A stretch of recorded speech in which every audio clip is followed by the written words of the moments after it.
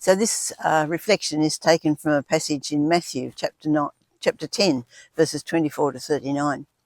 And in this, Jesus is sending out his closest friends to tell people about the rule of God that began in Jesus.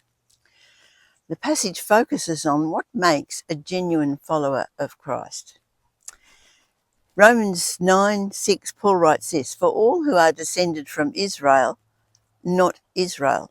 What he means by this is that people might be born Jewish, but that doesn't mean that they're actually Jewish in their hearts. In other words, people who love God in their hearts. They're just Jewish by birth.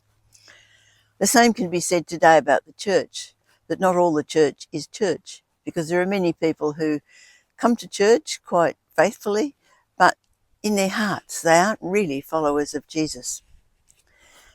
The passage sets out to explain what are the characteristics of a genuine follower of Jesus. And the first characteristic is that there must be something of Christ in their personality, of who they are. There's something about their speech, their behaviour, everything that shows some quality of Jesus. Now, none of us are going to be perfectly like Jesus because we're human beings, but the call of a Christian is to become more and more like Christ. As he leads us, as he corrects us, disciplines us, and so on, we grow more and more into the likeness of Christ. And so there needs to be that something that people can pick up, that yes, this person has these characteristics in them. The fact that the person is like that doesn't mean that all is going to be sweetness and light, because Jesus was rejected by many. He was ridiculed, and of course we know finally they plotted his death and killed him. So why would we expect, if we are acting as Christ-like people, to be treated any differently? If we are a genuine follower of Christ, then we will be rejected in many ways and perhaps ridiculed, made fun of and whatever. But we have no need to fear what the world throws at us. We know that in the end we will be vindicated. Even if it's not in this life, we know that there will be vindication for being faithful followers of Christ. In verse 28 of that section, it says, "Do not be afraid of those who kill the body, but cannot kill the soul. Rather, be afraid of the one who can destroy both soul and body in hell." So it is actually a call to be even willing to put our life on the line, and put it on the line for Jesus. Now, it's probably not going to happen here in Australia, but certainly in many overseas countries, people actually have to do that. When they speak up for Jesus, they are at the risk of being executed. The next characteristic of a follower, a genuine follower, is someone who's willing to speak up for Jesus even under the threat of imprisonment or torture or whatever.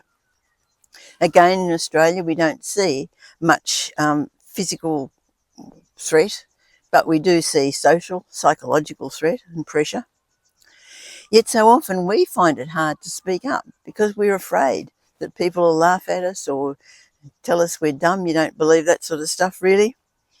Again, overseas, people face torture, face threat to their lives of their family in places where they become a Christian and they are called to deny Jesus. But perhaps the most telling characteristic is when a person faces rejection or ridicule from their own family. This can be the hardest thing of all. When people we love deeply and yet they reject us. The passage in Matthew speaks of Jesus saying he did not come to bring peace but a sword. Now that sounds contrary to all that we're told, because after all, Jesus is the Prince of Peace. At his birth, the angels announced peace on earth to those on whose his favour rests. The thing is that Jesus does bring peace, but he brings peace into the life of the person who receives him. And that doesn't mean that all around are going to experience that same peace. And in fact, it can cause division at the deepest level. I know of a good marriage where it broke up because the wife became a Christian and the husband said, "Well, I want you, but I don't want you and Jesus." In countries that are strictly Muslim, a person who becomes a Christian will most likely be shunned completely by their family, even have to flee because their family threaten their lives. I read the story of a young Muslim woman who became a Christian, and her own mother hired 2 men to pour petrol on her and set her alight.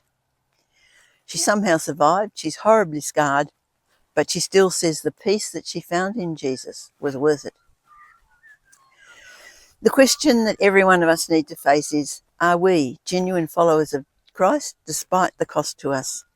Or do we merely give lip service to our faith? Matthew 13:47-48 says, "Once again, the kingdom of heaven is like a net that was let down into the lake and caught all kinds of fish. When it was full, the fishermen pulled it up on shore. Then they sat down and they collected the good fish in baskets, but threw the bad away." The church is a net that draws all sorts of fish into it, but only the genuine disciples will inherit life with Jesus after this life.